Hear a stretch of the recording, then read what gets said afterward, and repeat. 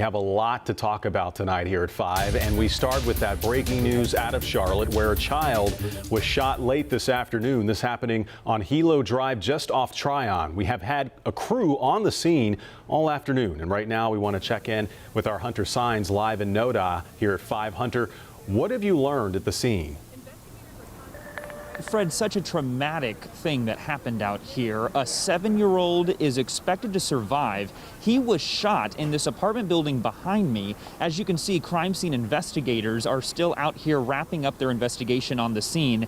They have been centered around this Unit 410 building, and up there on the balcony, they just fixed the broken window in that balcony there, in which you can imagine a bullet going into and eventually striking that 7-year-old inside. CMPD tells us just around 2:30, two groups got into an argument and started shooting at one another. A stray bullet from that shootout fired into the apartment here, hitting the 7-year-old innocent child inside. That little boy was rushed to Atrium and again is in serious but not life-threatening condition.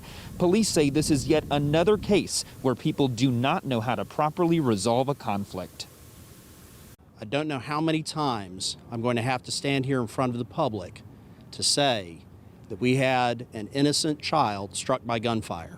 I don't know what it's going to take to get a response from the public, but this ought to weigh heavily in the minds of anybody watching your broadcast today.